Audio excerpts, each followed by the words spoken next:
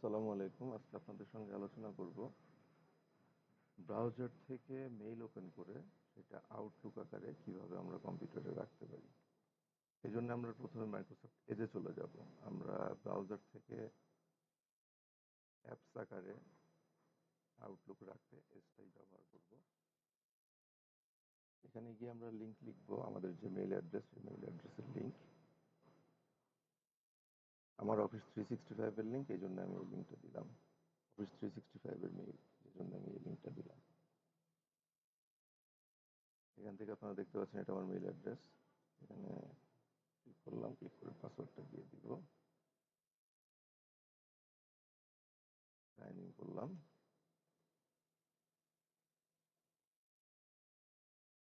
Sign in করার পরে Microsoft 365 এর ইন্টারফেসটা এখানে চলে আসবে, আপনারা দেখতে পাচ্ছেন। এখান থেকে আমরা অ্যাপসে ক্লিক করব। অ্যাপসে ক্লিক করার পরে এখানে দেখতে পাচ্ছেন আমার মাইক্রোসফট 365 এর যে অপশনগুলো রয়েছে সেগুলো প্রত্যেকটা আমি ব্যবহার করতে পারবো 365 এর আন্ডারে। এখান থেকে আমি আউটলুকটা ওপেন করলাম।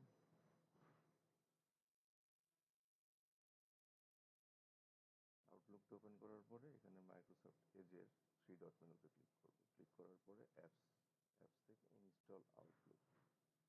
ইনস্টল আউটলুকটা দিলে হবে কি, এই আউটলুক পেজটাই অ্যাপস আকারে আপনার কম্পিউটারে থাকবে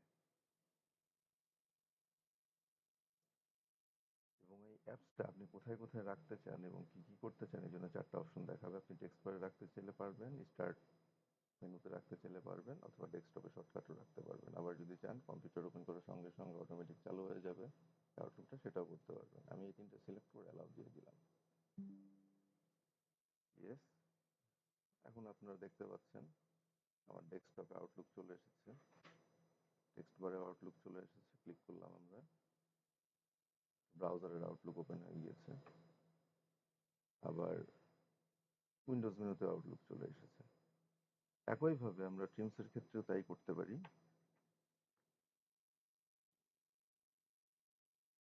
এটাতে লগ ইন করবো অফিস 365-এ। লগ ইন করার পরে আউটলুকের ক্ষেত্রে আমরা অ্যাপস থেকে আউটলুক নিয়েছিলাম। এবার যেহেতু আমরা টিমসকে অ্যাপস আকারে ইনস্টল করে রাখবো, এই জন্য আমরা টিমস সিলেক্ট করবো, মাইক্রোসফট টিমস।